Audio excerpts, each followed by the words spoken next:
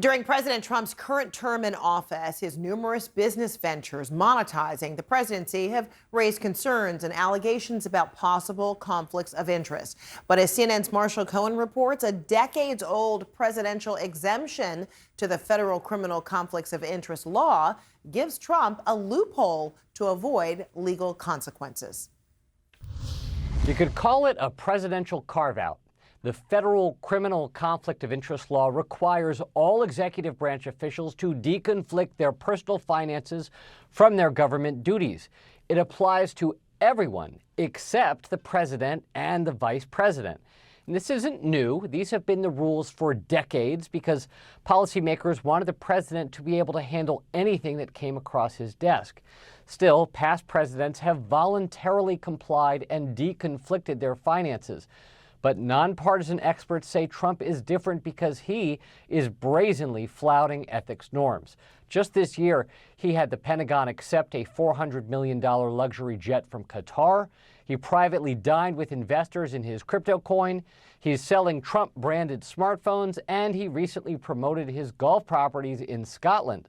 Meanwhile, his cabinet members, White House advisors, and appointees throughout the administration have to deconflict, and CNN has obtained internal emails and other documents showing how top officials have been jumping through hoops to comply with the law.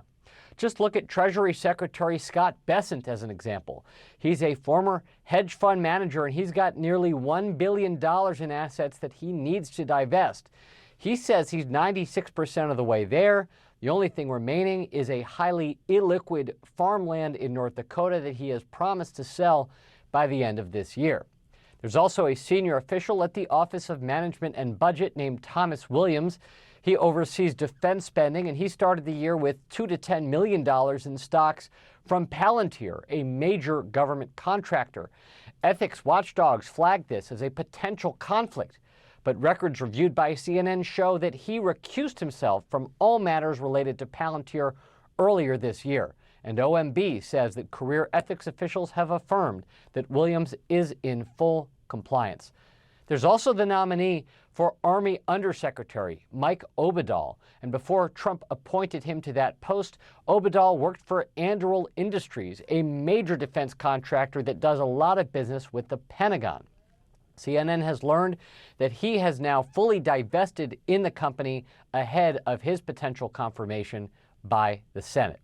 Now, I spoke to ethics experts who praised these moves, though they said they will be keeping a very close eye to make sure that Bessent keeps his promises and that these defense officials stay away from matters involving their former employers, like the massive Golden Dome missile shield project. This is the bizarre reality. These Trump administration officials are divesting and deconflicting, sometimes at great cost, while Trump is free to potentially profit off the presidency. Marshall Cohen, CNN, Washington.